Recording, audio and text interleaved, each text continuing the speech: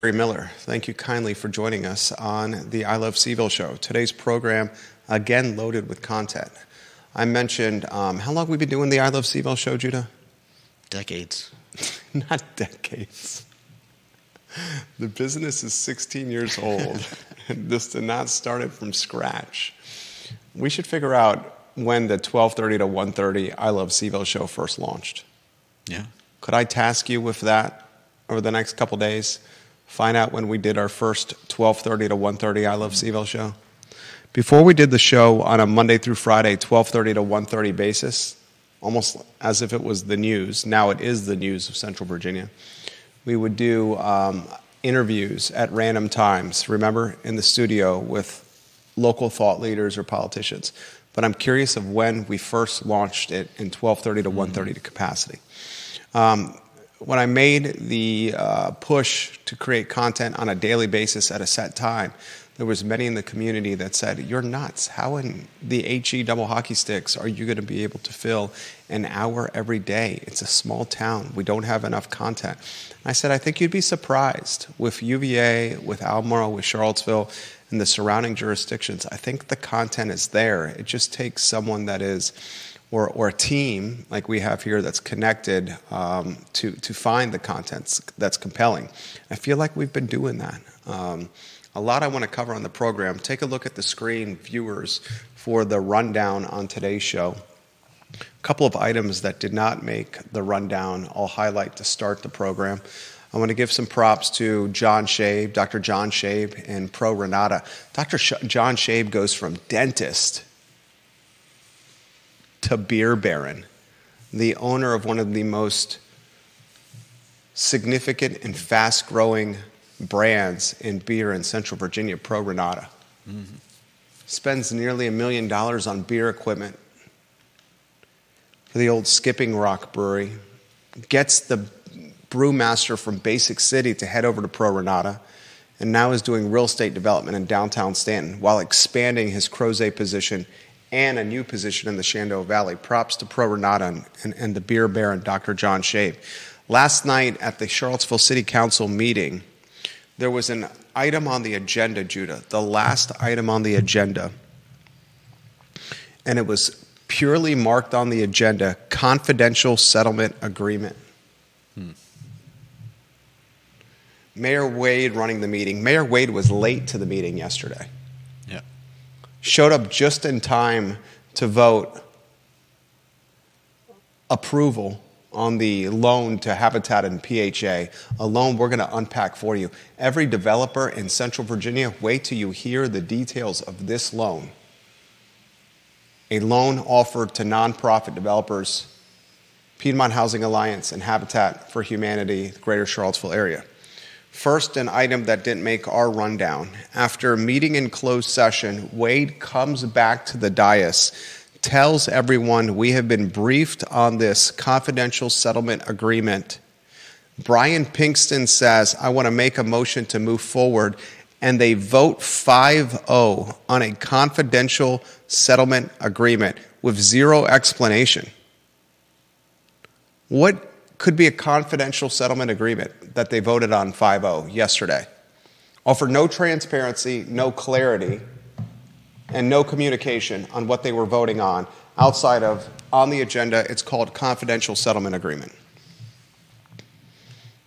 Is this the city attorney? I was wondering the same thing. Is this a payday for the city attorney? Or a payday for whatever the investigation was about. I mean, because he was exonerated. Yeah. He was the city attorney. Are you on a two-shot? No. City attorney was exonerated after what? 3 or 4 months of investigation? They said, you're clear of it. Then he immediately retires. And then in the meeting right after they say the city attorney is exonerated, after Juan Diego Wade praises his work, the mayor, the city attorney retires, surprisingly. And then the meeting right after this news, council meets in closed session, comes out in public session, votes 5-0 on a confidential settlement agreement. Did the city attorney who just retired get a payday? What would he get a payday for? it could be argued that he already got a payday, a 4-month payday. Payday for sullying his name? You're under investigation for 4 months. You're put on ice. That didn't make him look great. No, but... What other confidential settlement agreement could it be? I sincerely ask you, the viewers and listeners, what that confidential settlement agreement could be that happened in closed session last night. Do we know that's aggrieved of the city? It's not Brackney and her lawsuit. I wouldn't think so. Why would they? What confidential settlement agreement happened in closed session last night? And how are they able to do that in such clandestine fashion? And shouldn't we ask the questions, what actually just happened there? 100%. Just like we're going to ask the questions, what just happened with this loan? Do you want to set the stage on this? $8.7 million. I can't believe we're still talking about this mobile home park. I think there was something that I missed the other day. What was it about them rushing this through? There was something I don't think I followed. Something about the deal's closing today. Yeah, I know that. So they had who's rushing it through, though? I would imagine the people that are rushing this through are the sellers themselves. The seller said, we have this other deal. God, we don't even know if there's another deal. We don't even know if there's another deal. We do know that that's the big thing that's been driving Deep Throat, me crazy. who's watching the program, emailed counsel, and he said, have you seen the other deal? Did he get a response? Got a response. The response he got, the mayor said, I'm not sure what's going on. I need to copy the city manager on this. And then Juan Diego Wade shows up to the meeting late, says, I got emails about, did this other deal actually exist? You watched the city council meeting last night. After Juan Diego Wade on the record says, was there another deal for the mobile home park? Has anyone seen it? Crickets, silence. And then they vote 5-0 to give a loan to Piedmont and Habitat that is the sweetest of sweetheart deals. Mm-hmm. What tickles your fancy of the sweetheart deals? Tom Powell, Bill McChesney, I'm going to get to your comments in a matter of moments. Deep Throat, I'm going to get to your comments in a matter of moments. Viewers and listeners, like and share the show. There's a lot to cover today on the water cooler of Charlottesville in Central Virginia. What tickles your fancy on this deal, on this loan? I mean, I think I probably need someone to unpack I would use it all words for me. forgivable. I can't tell if it almost seems like it's forgivable no matter what happens. I would use words like 40-year term. Mm-hmm. I would use words like no interest. I would use words like Piedmont and Habitat have the city by the short and curlies. Every developer in town should want a deal like this. Every developer.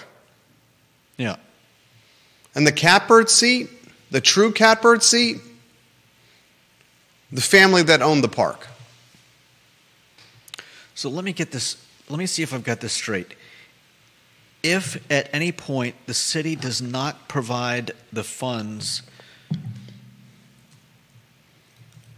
let's see, the city needs to appropriate additional funds every year for the next 5 years. If the city fails to do this, so this is just a 5-year thing, then PHA Habitat can terminate the agreement. And you're reading Deep Throat's email right there. Yeah. You should read from start to finish. Give the man credit. All right. He says, this is a man who follows counsel inside and out. Mm-hmm. And this is his take on the loan for Carlton. Dude, it's worse than we thought. The loan is 40 years long and forgivable, not just interest-free. Also, city will need to appropriate additional funds every year for the next 5 years. If the city fails to do this, future councils have to vote on future appropriations. That's just the law. Then PHA Habitat can terminate the agreement and not provide any affordable units and pay back the funds already provided, no interest charged. But if they can't realize sufficient proceeds from selling the property, I'm assuming he is referring to PHA and Habitat. Yeah. The market units. They don't have to pay back the balance? Effing crazy. Does that mean any balance left over after they've finished building the units?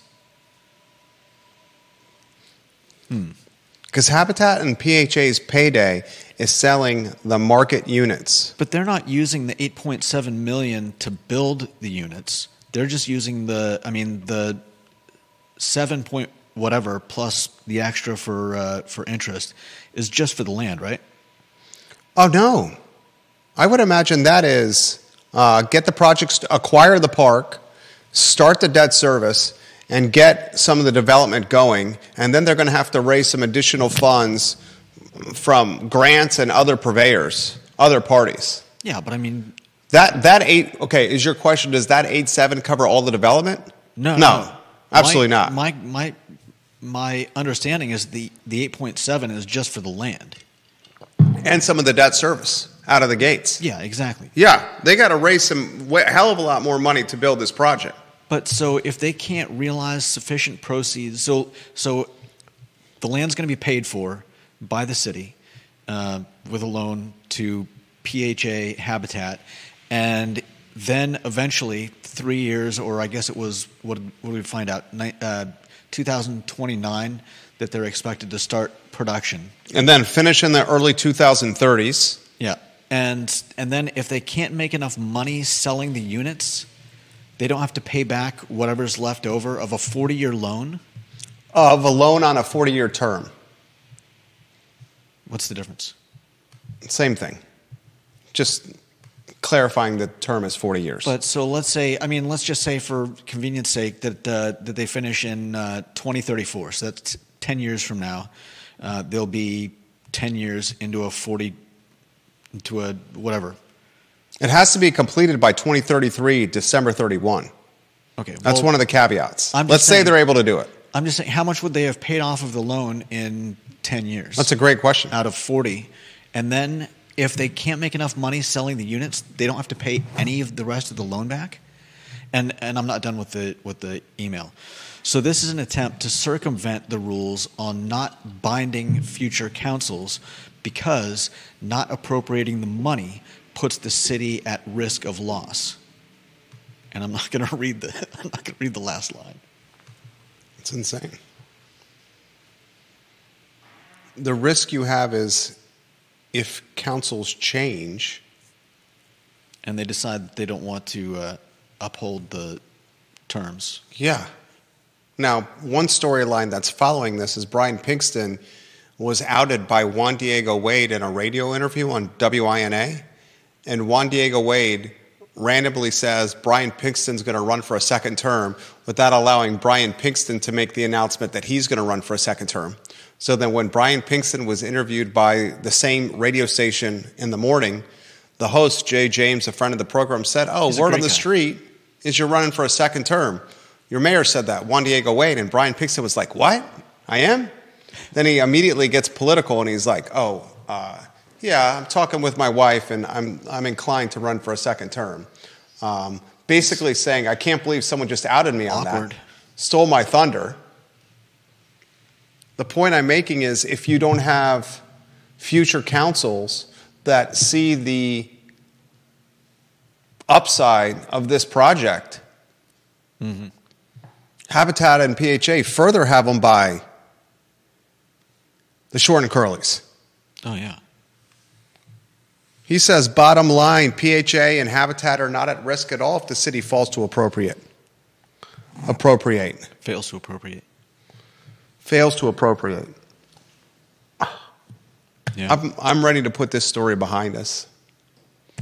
We still have not seen the initial offer. 40 years later. We have not seen the initial offer. No.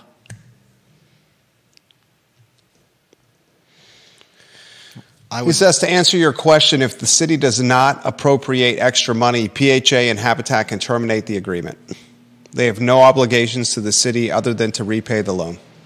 If they can't repay the loan and they have to sell the project, they pay back the lesser of the proceeds of sale and the balance of the loan. So are PHA and are they officially the owners of the land? Yeah, closing today. And if they want to nix the whole thing, what happens then? Do they get to sell it? That's a great question. Because somebody, I mean, obviously, somebody's got to own the land. If they decide to nix it, This is just a very convoluted situation that is going to be on the backs of taxpayers for a long time. Like, if they nix the deal, do they get the land and the Seaville government still has to pay off? Or I guess not pay off. If there's no loan anymore, then there's nothing to pay off. You're getting too much in the weeds here for the viewers and listeners. Okay.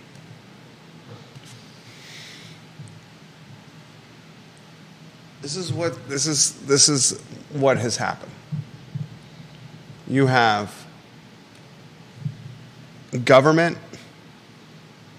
and nonprofit interfering with the free market. And when that happens, you get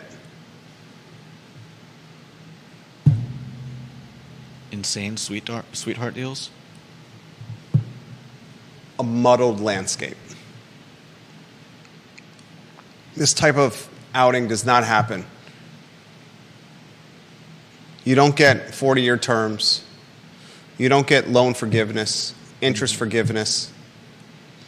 When money is offered in a loan capacity, it's the lender that has the leverage, Yeah.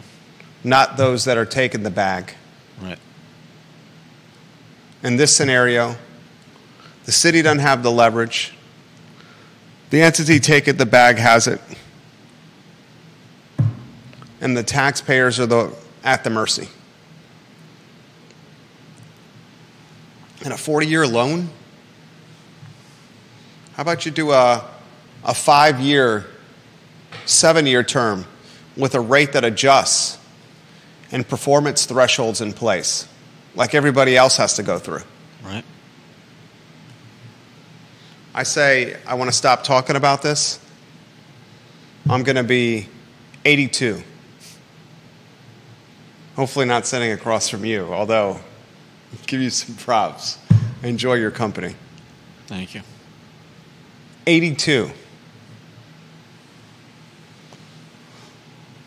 Perfect segue into the next topic. Brian Pinkston sinking a second term. What do you make of B. Pink in a second term? Juan Diego Wade outing him on a morning talk show, saying Pinkston's going to run for a second term. Pinkston comes on that morning talk show the next day and he's like, what? Mayor Wade said, what? I would imagine Mayor Wade's going to run for a second term. Is the second term the new norm? Michael Payne's second term, Lloyd Snook's second term. Do city councilors not normally run for second terms? You can run for as many terms as you want. There's no term limits. Yeah. Malik's in her 5th term. Yeah. Is second term just the norm? And are you okay with 8 years with one man or woman on a 5-man board or a 5-man council for multiple terms? I mean, I don't particularly have a problem with it. Is the council going to go the way of the Board of Supervisors? Galloway's in his second term. You're talking about everybody getting 5 terms. And Malik's in her 5th. What's McKeel, Diantha McKeel in her 3rd. Galloway in his 2nd. Pruitt 1st. Andrews 1st. Are we now going to be looking at a council that's a multi-term council? Kind of looks that way. The only thing that could potentially change those dynamics is the increase in pay that's coming down the pipe. But I've still made the comment that that increase in pay, was it $35K from the 18? Yeah. Is not enough for someone to do it full time. They're still going to need a side hustle. But it will allow somebody like the former mayor Nakia Walker, who was employed part-time by the Parks and Recs Department. Or if you've got a significant other. Or significant other, or you have very hospitable parents. I did that. Okay. That was You approve of that one? very diplomatic of you. Okay, you give me approval on that one? Yeah. Normally you chastise me with that. That was diplomatic? I think it was diplomatic enough. Okay. Thank you. Prop bet on Juan doing a second term? I don't want to answer you. I would even answer for you. I would think that you're going to say he's going to run for a second term. I would imagine he would. Right? Yeah. I was at Coupe de Villes with my brother. My brother came and visited. We moved recently, and we've had a household full of visitors. My in-laws for 4 weeks or so. Then my parents came. My brother came. Mm-hmm. Got a squash pro staying at our house next week for 4 or 5 days. He's playing in a local squash tournament, a professional tournament over at the Boar's Head. And my brother stayed with us for 4 or 5 days recently, and he said he went to UVA, I went to UVA, my dad went to UVA, and he said, let's go to the corner. I may have told this story. So we decided to close down the watering holes. We start at Coupes. I'm at Coupe de Villes on Elliowood Avenue, listening to live music. My brother and I. Having a nice cocktail, cold beverage, something wet. College student recognizes me from the I Love CVille show, comes up, taps me on the shoulder and said, "You're Jerry Miller." I said, "I am Jerry Miller." He said, "Let me buy you a drink." I said, "Sure." "You want to buy me a drink?" "I'll take a drink." "This is my brother." It's like, "All right, I'll buy him a drink too." He didn't care. It's his parents' credit card. Buys us both drinks. It wasn't his money. Live music, we could barely hear each other. I did hear this. I watched the I Love CVille show. Mentioned your name. You and Judah do a great job. He said, "I want to tell you something about Juan Diego Wade. I know him from church." Oh, yeah. Juan Diego Wade is as good a guy as you can possibly find, and he's been nothing but good for Charlottesville and our community. This is like I would think he's 21. He's at a bar, but who knows? Gives props to the mayor while we're listening to a cover band on the back porch at Coupe de Villes before school starts. I think Juan's done a pretty good job. Surprised why he was late to the meeting yesterday. Showed up just in time to green light the vote, the loan for Habitat, and showed up just in time to green light a 5-0 confidentiality payday. Confidential settlement agreement. I would bet you that bottle of Johnny Walker Black that's sitting on the bar over there, and I add to the bet with a Macallan 12 that confidential settlement agreement has something to do with the city attorney. What else could it be? I can't imagine. Nicole Scrove, local attorney and developer, she asked on Twitter, is this tied to the parking garage in some capacity? Interesting. Mark Brown, the parking czar of Charlottesville, he's got the city. This is another entity that's got the city by the short and curlies. Yeah. PHA and Habitat do with this Carlton situation. Yeah. The Mark Brown, the parking czar, has them by the short and curlies. Would you say Johnny Dewberry does, the extorting emperor of empty lots with the Dewberry Hotel? He's like, "Dude, I'm paying my taxes on this. You can't call blight on me. I'm just going to keep this hotel this way until you give me serious tax breaks to develop it." We know Wendell did with the project on the Rivanna River, right? Mm-hmm. Who else has got the most leverage, you would say, over the city right now? Who's got the most leverage? Does anyone have more? I've talked about this on previous shows. Does anyone have more leverage over the city than Mark Brown, the parking czar? Probably not. Maybe you throw a guy in like Corin, but he does it way more behind the scenes and on the DL. Nonprofits now do. Whether you like it or not, Livable Charlottesville's got some leverage. I mean, they've pushed the NZO through. Yeah. I'm not saying there's a direct correlation with Planning Commissioner Rory Stolzenberg and Lyle Solo Yates in Livable Charlottesville, but they have the same ideologies, almost verbatim. I would bet you that confidentiality, that confidential settlement agreement is the city attorney. Why else would he retire at an age that is not quite retirement? I mean, why would he retire so abruptly after being exonerated? Unless there was a payday to peace out. We clear your name, you get a statement issued by the mayor clearing you and absolving you, giving you mea culpa, and then in the give you more money. and the very next council meeting, there's a confidential settlement agreement. I mean, that could be, but what would I mean? And why are other what people could not asking the questions what the confidential I settlement know. agreement is? Why are people not asking questions about the original offer on Carlton? Why are these questions not being asked? Yeah, No, I agree. We're asking them here. why haven't we seen an actual offer, the first offer from Carlton? We are entitled that. You would think. When you don't have media holding government accountable, then this is what you get.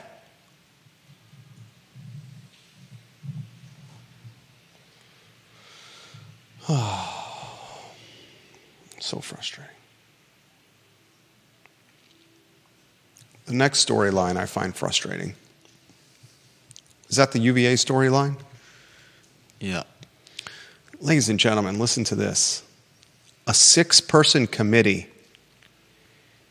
including faculty steeped in democracy and public policy expertise,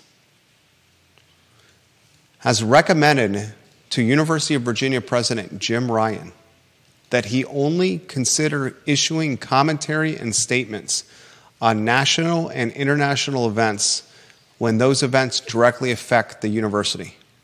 This 6-person committee has said, President Ryan, in the future, you should not pontificate, share perspective, or opine on events that are not tied to the grounds of Thomas Jefferson's University. And then he turned to them and said, gee, thanks. And I say to President Ryan, dude, obviously you shouldn't be doing that. You're the president of UVA. Your take on Gaza, Israel, Is irrelevant. is irrelevant. Just like when folks go into council chambers and demand 5 members on Charlottesville City Council issue a stance on what is happening in Israel and Gaza, it's ridiculous. Yeah. These people make $18,000 and $20,000 a year. They're running a $200 and some million a year budget in Charlottesville. Ryan, if anything, has more of a stance than the counselors, and still Ryan has zilch of a stance. Yeah. Why does it take a 6-person committee to tell President Ryan that you shouldn't offer commentary on global and national turmoil? That seems to be the trend around here of hiring firms to tell you things that I don't know. You see why Ryan's doing it. He's able to say, well, this 6-person committee said I shouldn't do this. He is a fall guy. It's like when the superintendent of schools, Dr. Matthew Haas, Albemarle County Public Schools, hires a third-party consulting service to help figure out why elementary schools and their students are underperforming with reading and writing and math. He's like, well, we hired them and they told us this is the path that we should take. It insulates them if it backfires. Yeah. They're able to point the finger and say, no, they said to do this. Yeah. It wasn't me. And that's the politics of 2024. There was a time when leaders did not utilize insulation and protection from third parties. They just basically went with their instinct and their gut, and that was leadership. Now leadership is get third parties to cover your tail. Yeah. It's the cancel culture society we live in. Job security. And speaking of potential cancel culture, new headline is at the Jefferson Council. Let's see. Yep. Dude, have you guys seen the Jefferson Council new website? Props to the Jefferson Council. Say what you want about the Jefferson Council. You know they are there. Good, bad, ugly. For the most part, a lot of what the Jefferson Council does, and who have we been emailing in? I can't believe I'm drawing a blank on his name. I'm going right now to my email. We've been emailing with Jefferson Council President Thomas Neal of Baltimore, Maryland.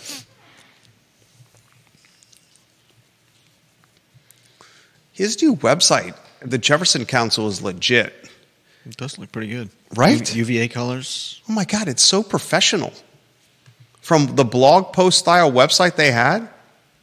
Yeah, no doubt. It's head and shoulders better than what they had. I said, thank you for reaching out, Tom. I appreciate your emails and the insight you shared with me. Frankly, I appreciate the Jefferson Council and the work you are doing. I do not recognize the University of Virginia anymore. The woke minority has overtaken what's best for the center-aisle majority. It's disgusting and demoralizing, especially for someone who dearly loves UVA and who has lived in Charlottesville since his first year at the university in 2000. We should reach out. Did I copy you on that email? I want to forward you that email. See if we can get this gentleman on the show via Skype.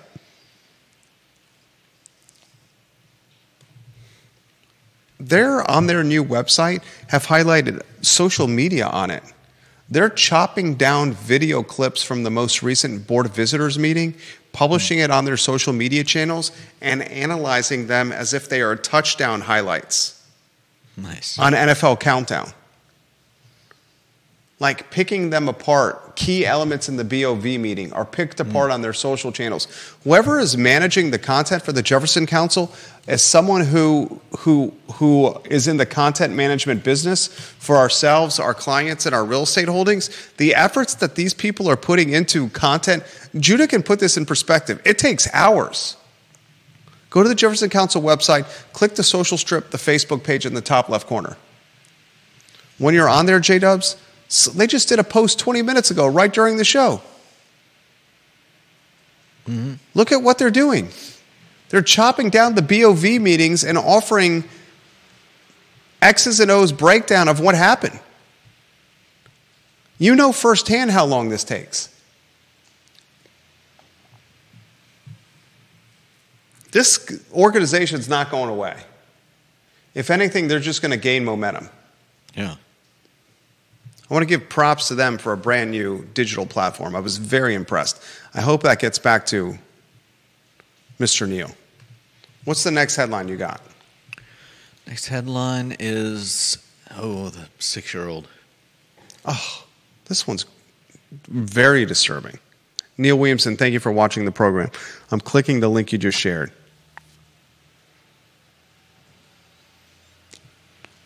This is a revenue sharing link.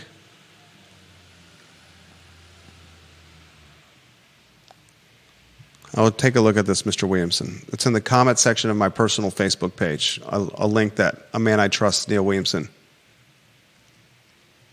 Tom Powell, Toy Lift, watching the program. A 6-year-old brings a loaded gun to an elementary school in Orange County, Virginia. This in the Daily Progress. My wife and I woke up to this headline this morning. 6-year-old at Orange Elementary found with loaded firearm. The sheriff office said. No injuries to report at the scene, no threats to the school prior to the gun being found. My kid is 6. Our kid. Our kid is 6. Husband should always say our when it comes to their children. The wife pushed the child out of her body while the husband was there holding her hand and saying, you can do this. She did the work. Our children, our child, our 6-year-old. I will always correct myself with that. Our kid is 6. This is a 6-year-old with a loaded gun on his person in school. Immediate lockdown of the school. It was in his backpack, wasn't it? 12:50 p.m. Yeah. An instructional assistant reported seeing the gun. 12:50 p.m. when the school resource officer was contacted. Kids get to school what? Before 8 a.m.? Just before 8? Ours at 7:40. Every school is different. Call it 8 a.m., just for even numbers. From 8 a.m. to 12:50 p.m., 4 hours and 50 minutes, a kid had a loaded gun in an elementary school in Orange County, Virginia. 230 Monte Vista Avenue in the town of Orange. I'm going to say it again on this program. I get so much flack for this comment. This is one of those comments that gets me a tremendous amount of flack from a certain portion of the community. If we're going to continue to have gun and safety issues in schools, we must do whatever is humanly possible to protect our children when they are not in the care of their parents, their top care providers in most cases. And for me, it is clear cut that we need metal detectors at the entry for schools. Do you realize the cost of that, though? Do you realize the cost of what's going to happen when the Newport News teacher is suing the Newport News public school system because a gun was in her classroom? Multiple teachers told the principal at the Newport News Elementary School that this kid has a gun. The Newport News Elementary principal said, "It's the end of the day, ignore it. Forget about it." Disregarded the call to action that there was a gun on grounds. The teacher, if she did not put her hand up in front of the gun, deflecting the bullet with her hand, would have probably died, would have faced seriously more grave injuries. You have to give me that. A metal detector is a hell of a lot less than a lawsuit, and worse scenario, way worse scenario, kids dying or teachers dying. I understand. How do you stop a gun from getting into the school in a 6-year-old's backpack? Have him walk through a metal detector. And the real story of this is, how did the kid get the gun? And it's about time the parents who leave guns unattended, that a 6-year-old can get it, be prosecuted to the fullest extent of the law. I think the last one was.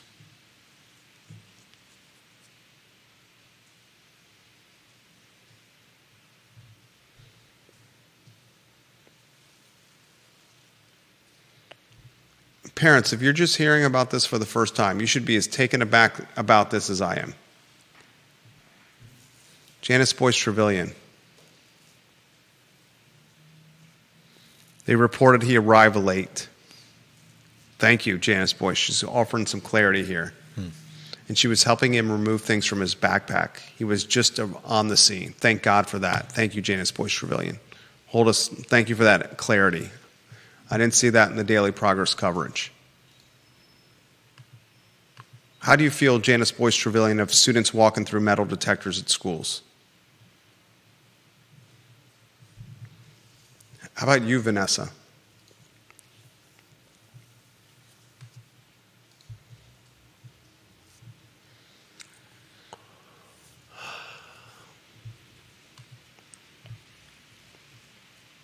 And Deep Throat pushes back. It's not a parking agreement. That wouldn't be confidential. Ginny Hu says, other people aren't asking the questions that you and Judah are asking because they won't like the answers. And she said, did you see a student at a Virginia Beach Catholic school saw another student had a bullet and he got the same amount of suspension because he did not report it in a timely manner according to the school? A student at a Virginia Beach Catholic school saw another student had a bullet, and he got the same amount of suspension because he did not report it in a timely fashion. How do they know he knew? And she says this, all that does is discourage students from reporting what they see. Yeah, exactly. That's terrible policy. You want to break that down for the viewers and listeners? Yeah, I didn't understand it fully. I thought it was...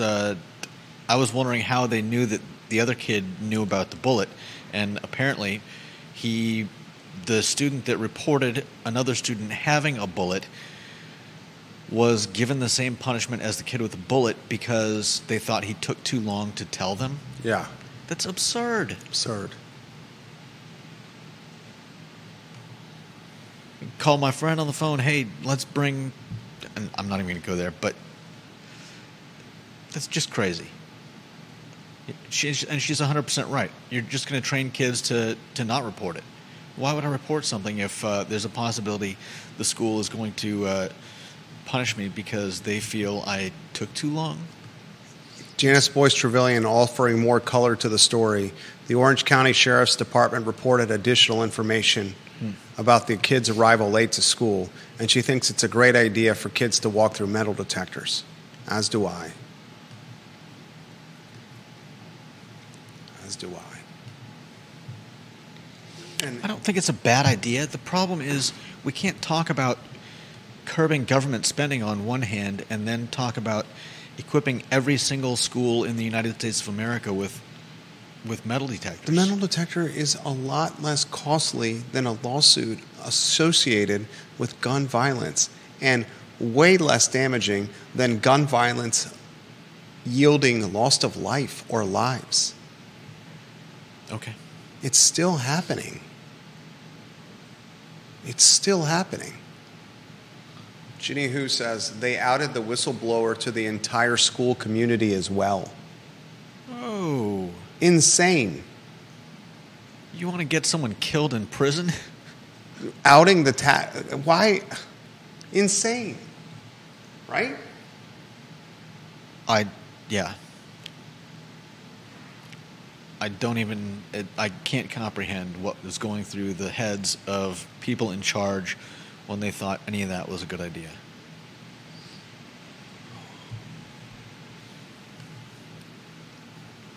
When is the last time we have seen a gun in a local school in Central Virginia? There was the parents that had there was a student who had a gun in his vehicle. I think that was a parent. A parent, and there was also a student who had a gun in his vehicle. Okay. I remember. But I'm saying in the actual school. Yeah, I don't know. Central Virginia? Yeah. See, that's the thing. When it happens, it's big news, and it makes us think that it's happening everywhere, when in reality, it's unlikely. I mean, the fact of 2 6-year-olds bringing guns to Virginia schools within, months of each other? You're talking about the Newport News one? That was, I'd say that was a year ago, this time last year. Okay. But you're right, within that's a statistical short time anomaly. span. It's a statistical anomaly. I don't say that's a statistical anomaly. I do. Why? Because they're 6? These are the ones. If we were to count how many times 6-year-olds have brought guns into schools. I'll push back a little bit on you. These are the ones that we know of. Yeah. For every one that we know of, how many happened that we did not know of? You're saying a kid brings a gun in their backpack and then goes the day with the gun on their person, and no one finds out and nothing happens. How many have happened where we don't know about them? We can't assume that every time this has happened, we have figured it out. We also can't spend our lives worrying about things that I agree. That's why you just have them happened. walking through a metal detector and there's no worry. Okay. I don't want to spend my parenthood worrying about this. And there's few takes I have on this show that draw the ire of parents more than that. And right in that same breath is the school resource officer take. I'm an SRO all day, every day, and twice on Sunday. Pro SRO. And I find the sad irony of this, in Charlottesville public schools, they're going to be walking through metal detectors when it's a sporting event that has an attendance of over 250 people. But at a school on a Monday or a Tuesday, Wednesday, Thursday, or Friday morning, when it's the peak attendance, they don't walk through metal detectors. Explain that to me. That's fair. Make that make sense. No, I can't explain that. What's the final topic of the show? Do we have 2 or 1? Oh, let's see. Belk Outlet. Oh, man. This is how do you go from the 6-year-old who has a gun in his elementary school right here in Central Virginia to a Belk Outlet at Fashion Square? And before I forget this, I got an email from the newly minted general manager of the Graduate on the UVA corner. Remember, the Graduate is now a Hilton. Yeah. And they have completed the rebranding. Eric McMartin, the general manager, drops me an email and says, "Good morning, Jerry. We at Graduate Charlottesville are now Graduate by Hilton Charlottesville. I am providing the attached press release and hope you can disseminate this through your channels and to your viewers and listeners. Jerry, I'm also interested in an in-person interview, if possible, to speak more about how this exciting news impacts our local community. Thank you for your consideration, and please advise if I can help answer any additional questions at this time. Love the show. Regards, Eric McMartin, GM."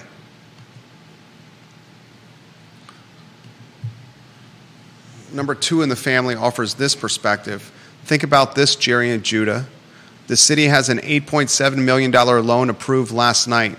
Don't forget there was a $5 billion loan given to CRHA to buy properties from Keith Woodard. Lots of loans being made.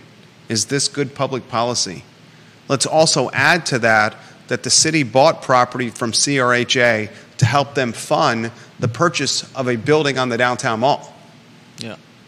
Let's also add to that the city bought the dirt from Wendell on High Street to keep development from happening. Mm-hmm. And is now turning it into a park. And did you see Hall Spencer's story in the Daily Progress this morning? Which one was that? The city is cutting down the hedges on Market Street Park. Those hedges that are right on the park. The city says cutting down the hedges is for the beautification of the park. But Halls went and interviewed the landscapers that were doing the work themselves, and he found out the reason they were actually doing it is because the hedges were used for privacy for drug use and going number 1 and number 2.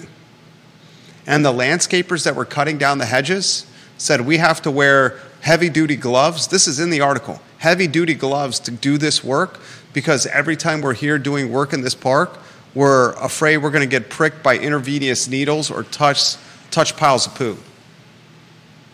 I'd be more worried about the second than the first. The intravenous needles or the piles of poo? I'd be more worried about the piles of, you know what? I've never seen a needle. I've seen multiple needles. Okay. I've never seen a needle. I just got a DM from CC Marks, Harrisonburg High School student arrested after explicit and violent threats circulate social media on the 16th of September. That was yesterday. Students fearful and anxious today in school. Fuck. Oof. Poor kids. What? Poor kids. Yeah. Thank you for sharing this with us.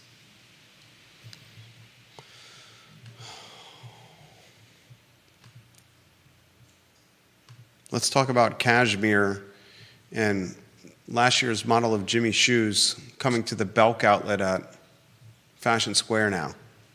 Love that song. Which song? Cashmere.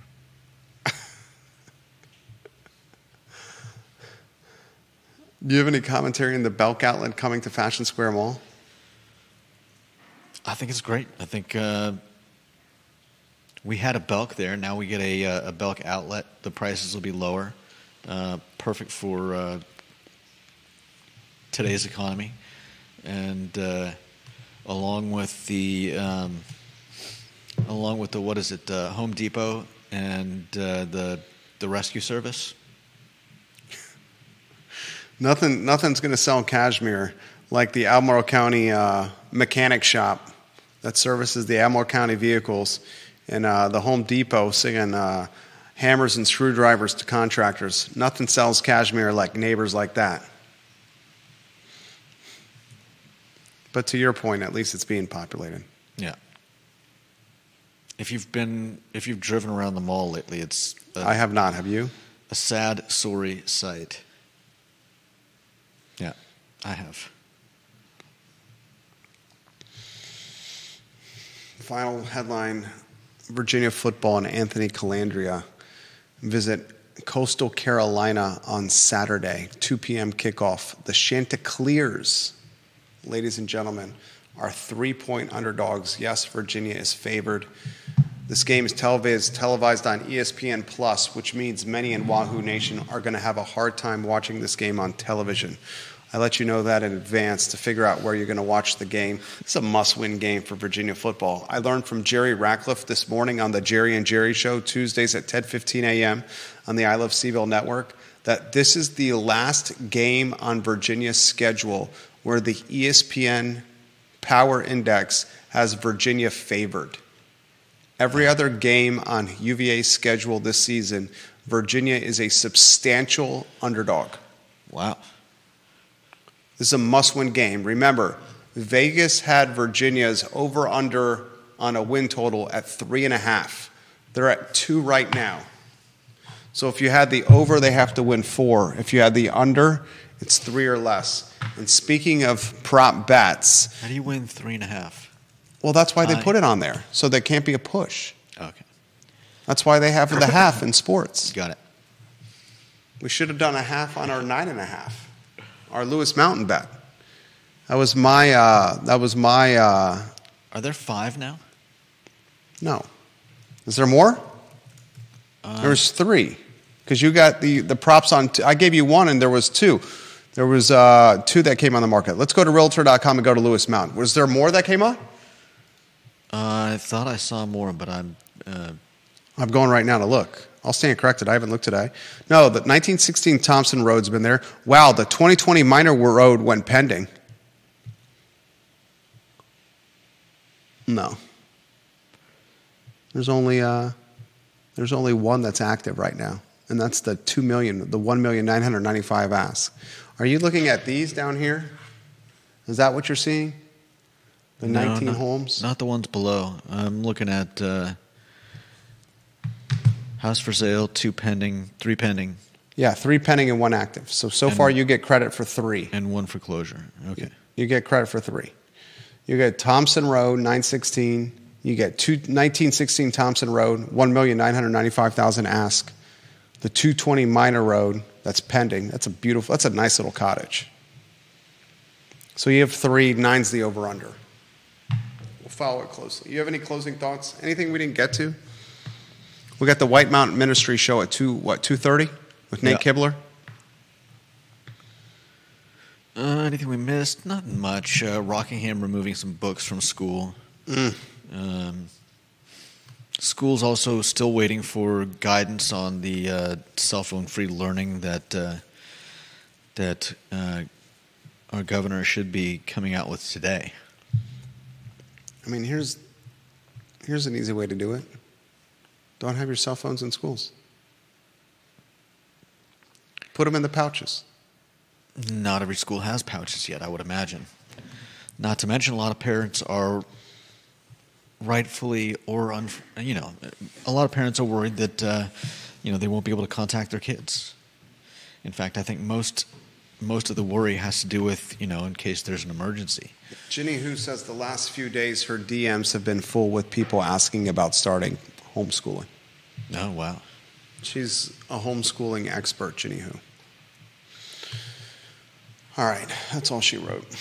Judah Wickower, Jerry Miller, the I Love Seville show, where we just try to ask the questions that nobody else is asking. For some strange reason. The only wrong question is the unasked question. There's no dumb questions. Is this where you... You're not wrong, but... I know where Judah's going to go with this here. Go ahead and do it. Might as well.